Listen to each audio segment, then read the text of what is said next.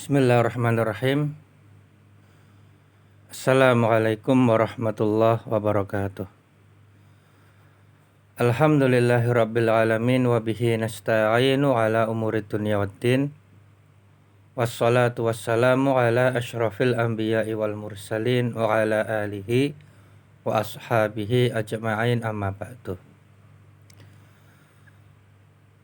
Fa inna khairal hadisi kitabullah wa khairul hadiyi hadiyu Muhammadin sallallahu alaihi wasallam wa syarrul umuri muhdasatuha wa kulla muhdasatin bid'ah wa kulla bid'atin dhalalah wa kulla dhalalatin finnar.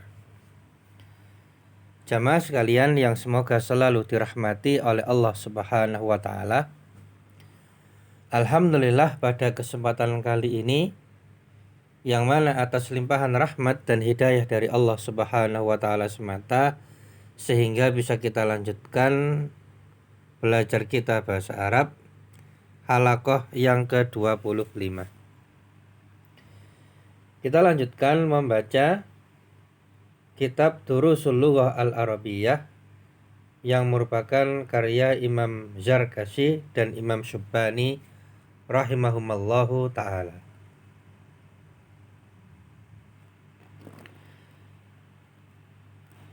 Kita lanjutkan membaca Ad-Darsu Al-Khamis, pelajaran yang kelima, halaman yang ke-12, baris paling bawah. Maza amamas sabburati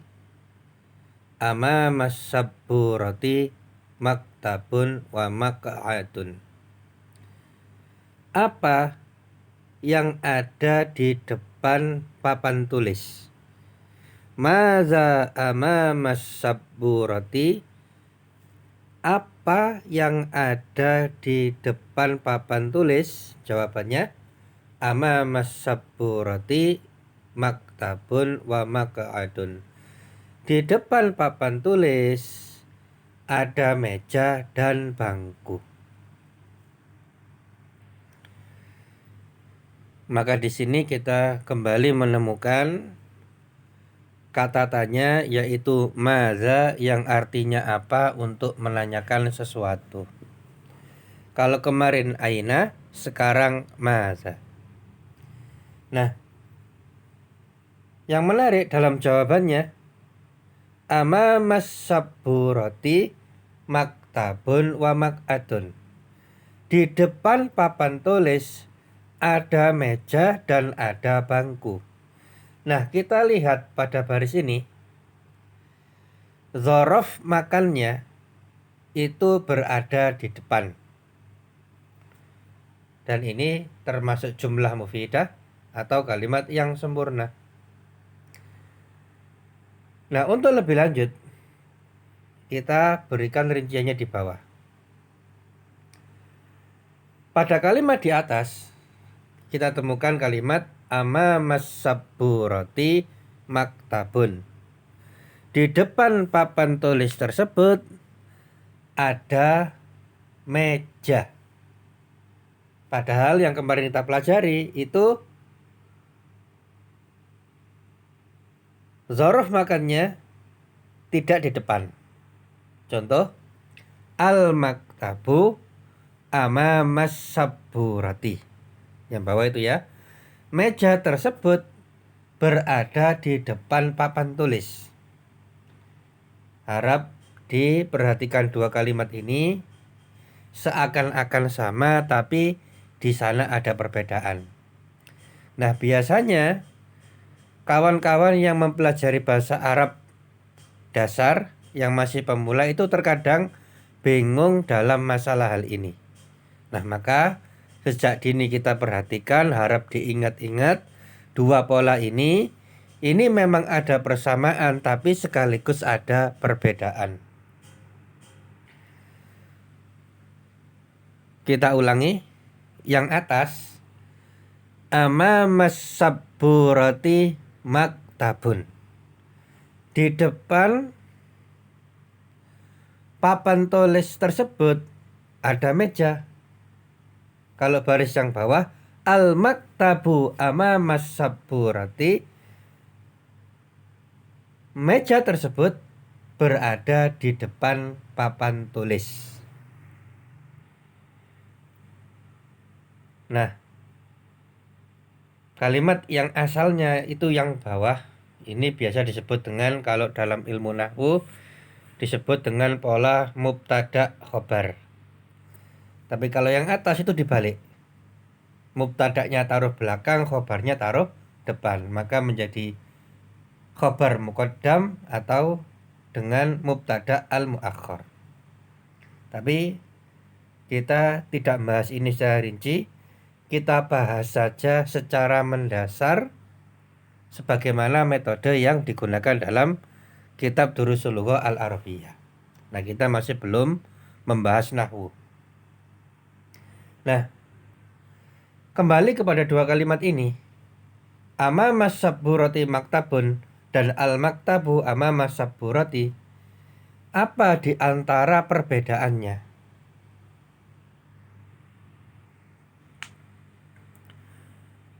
Kalau yang bawah dan ini asalnya, ya, keterangan tempat ditaruh belakang. Tapi kalau yang atas itu dibalik, keterangan tempat ditaruh di depan.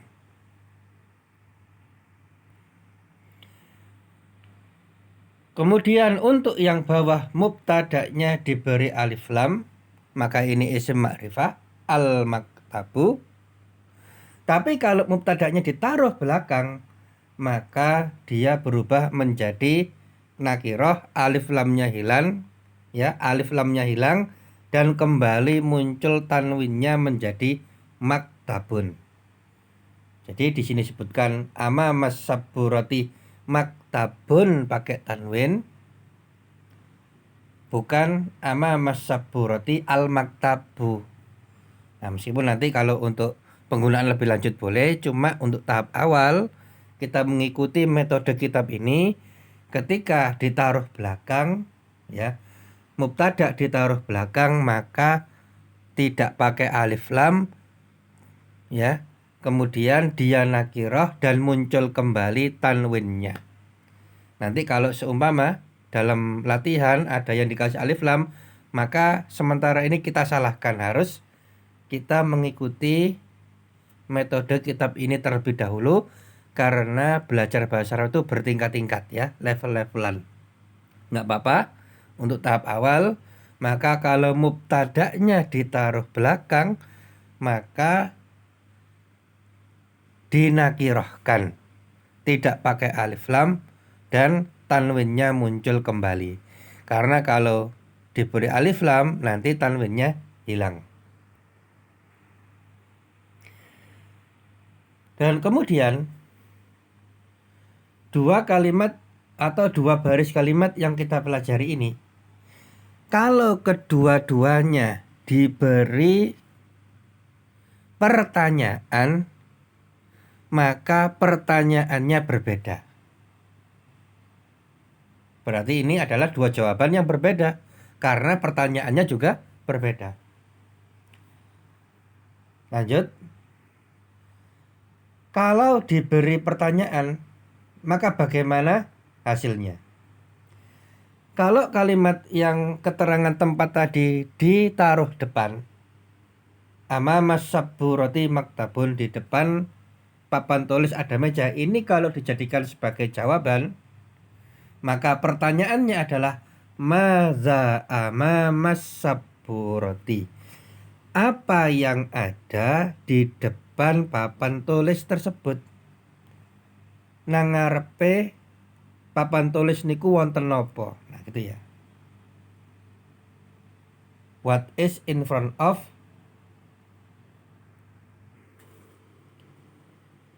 the blackboard? Apa yang ada di depan papan tulis? Amamas saburati maktabun, di depan papan tulis ada meja. In front of blackboard is a table. Ya, mohon maaf kalau bahasa Inggrisnya kurang tepat. Nah, ini cuma sebagai gambaran saja. Apa yang ada di depan papan tulis? Yang ada di depan papan tulis adalah meja. Tapi baris yang kedua tadi, al-maktabu amamas saburati, meja tersebut berada di depan papan tulis. Ini kalau dijadikan jawaban, maka pertanyaannya adalah ainal maktabu, di manakah meja tersebut? Jawabannya, meja tersebut ada di depan papan tulis.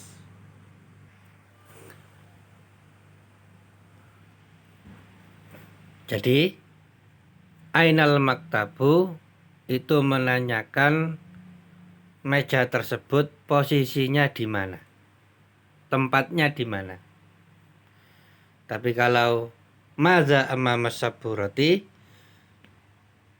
menanyakan di tempat tersebut, yaitu di depannya papan tulis, itu ada apa?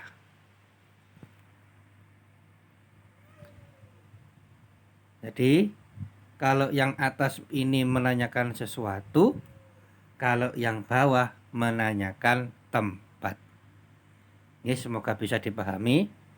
Kita lanjutkan dengan membaca 4 kosakata berikut.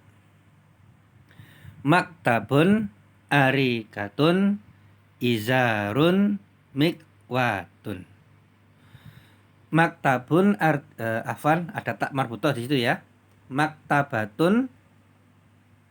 Maktabatun artinya perpustakaan. Tapi kalau tanpa tak marbutoh cuma maktabun itu meja. Tapi kalau diberi tak marbutoh maktabatun artinya adalah perpustakaan. Arikatun artinya adalah sofa, kursi yang empuk niku.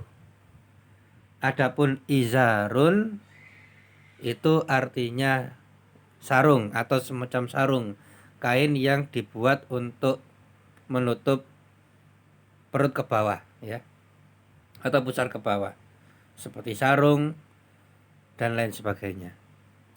Adapun mikwatun artinya adalah setrika atau alat untuk menyetrika.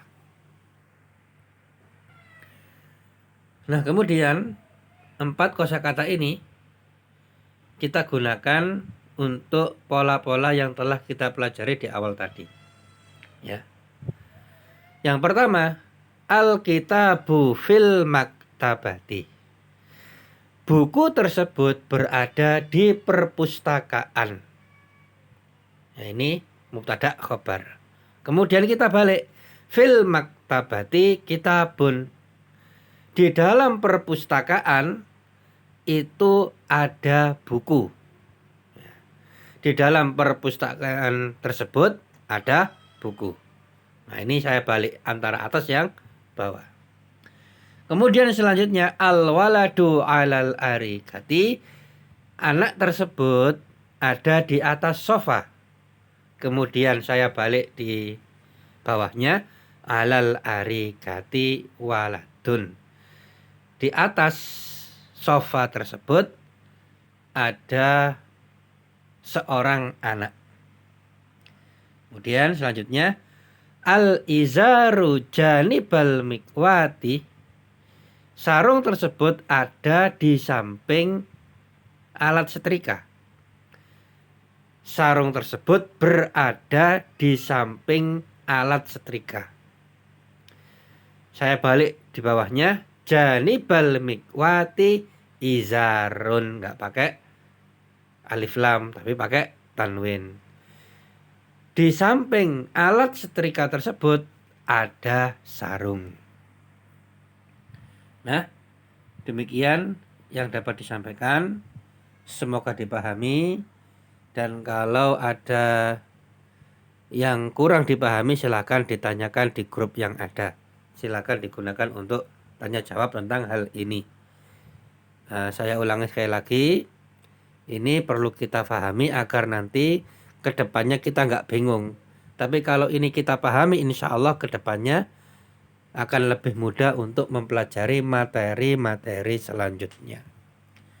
Dan untuk halaqah kali ini, seperti biasa kita akan berikan tugas-tugas yang nanti dikumpulkan. Tugas yang pertama, tugas menulis, ya. Apa yang telah disampaikan tadi itu harus ditulis dengan lengkap dan jelas, ya. Jangan lupa untuk melengkapi tanda bacanya. Kemudian tugas yang kedua adalah membaca kalimat-kalimat di atas. Perhatikan panjang pendeknya dan yang dibaca cuma Arabnya saja. Kemudian yang ketiga, kerjakan evaluasi atau kerjakan latihan halaqah ke-25. Dan untuk tugas 3 ini sebagaimana biasa dikumpulkan di admin. Ya, yaitu nanti menerjemahkan kalimat-kalimat berikut ke dalam bahasa Arab. Jadi demikian yang dapat disampaikan. Nah, demikian, mohon dimaafkan dan diingatkan. Kita tutup. Subhanaka Allahumma wa bihamdika asyhadu an la ilaha illa anta astaghfiruka wa atubu ilaih. Wassalamualaikum warahmatullahi wabarakatuh.